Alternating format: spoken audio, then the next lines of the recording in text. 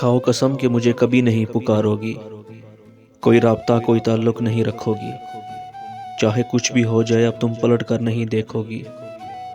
میں نے اس کا ہاتھ پکڑ کر اپنے سر پر رکھتے ہوئے اس سے قسم لینا چاہی، مگر وہ اپنا ہاتھ میرے سر سے ہٹاتے ہوئے بولی، نہیں، میں کوئی قسم نہیں کھاؤں گی، قسم کھا لی تو مجبور ہو جاؤں گی، اور میں کوئی بھی فیصلہ محض مجبوری کے تحت نہیں کرنا چاہتی۔ جب اللہ کے لیے کچھ قربان کیا جاتا ہے تو مجبور ہو کر نہیں، بلکہ راضی خوشی اللہ کی راہ میں اپنی عزیز ترین شے کی ملکیت سے دستبردار ہوا جاتا ہے۔ ہم بھی ایک دوسرے کو اللہ کی رضا کے لیے چھوڑ رہے ہیں، نہ کہ کسی مجبوری کے تحت۔ اس فیصلہ کے لیے قسم نہیں، نیک ارادہ کی ضرورت ہے۔ بس اللہ ہماری اس قربانی کو قبول فرمائے۔ میرا ہاتھ اپنے دونوں ہاتھوں میں تھامے جب وہ مجھ سے مخاطب تھی، تب اس کی آنکھوں میں نمی کے ساتھ ساتھ اپنے مستحکم ارادے کی چمک بھی تھی۔ بے شک اللہ عزیز ترین شے کی قربانی پسند و قبول فرماتا ہے۔ میں نے بھی اس کے دونوں ہاتھ اپنے ہاتھوں میں مضبوطی سے تھامتے ہوئے اس اعتماد کے ساتھ جواب دیا۔ چند لمحے مجھے حسرت سے دیکھنے کے بعد اس نے بے چینی کی سی کیفیت میں اپنا سر میرے کاندھے پر رکھ دیا، جو ذرا دیر پہلے اس قدر پر اعتماد لہجے میں مخاطب تھی، اب بچوں کی طرح بلک بلک کر رونے لگی، جیسے کہ اس کے صبر کا پیمانہ لبریز ہو چکا ہو۔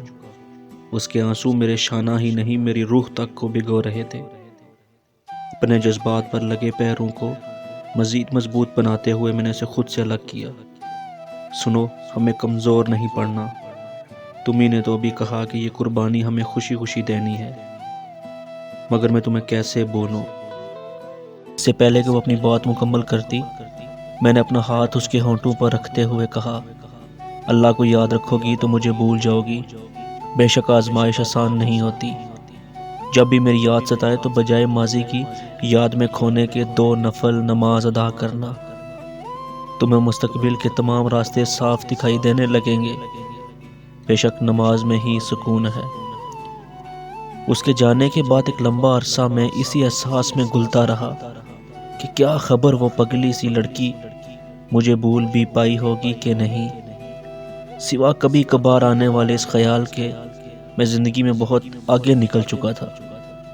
جب کبھی یاد آتی تو ایک ہلکی سی مسکراہٹ بن کر ہونٹوں پر بکھر جاتی۔ آج برسوں بعد اسے ایک ادبی محفل میں دیکھا، پہلے سے کہیں زیادہ پروقار شخصیت کے ساتھ وہ مجھ سے چند قدموں کے فاصلے پر کھڑی تھی۔ میرے آگے بڑھ کر پکارنے پر اس نے پلٹ کر تو دیکھا، لمحہ بھر کو لگا جیسے برسوں پہلے گزرا زمانہ پلٹ آیا ہو۔ کیسی ہو؟ بالکل ٹھیک الحمدللہ۔ میرے مختصر سے سوال کا جواب اس نے ہلکی سی مسکراہٹ کے ساتھ مختصر سا دیا۔ بے شک وہ بہت مطمئن اور خوش دکھائی دے رہی تھی، سو میں نے بھی چند رسمی باتوں کے علاوہ اس سے کچھ ایسا نہیں کہا جو مجھے اور اسے ماضی کی یاد دلاتا۔ میرے لیے یہی اطمینان کافی تھا کہ وہ مجھے بلا کر زندگی میں آگے بڑھ چکی تھی۔ محفل اور ماحول کے متعلق کچھ باتیں کرنے کے بعد اس نے اجازت چاہی تو دل میں خیال آیا کہ پوچھوں، کتنی مشکل پیش آئی مجھے بلانے میں، اس پگلی کو جو بچھڑتے وقت بچوں کی طرح رو رو کر پوچھ رہی تھی، بھلا کیسے بھول پاؤں گی تمہیں؟ سنو، ایک بات بتاؤ، کیا کبھی میری؟ چلو رہنے دو، بس ہمیشہ ایسے ہی خوش رہو۔ میں نے اپنی بات ادھوری چھوڑ دی۔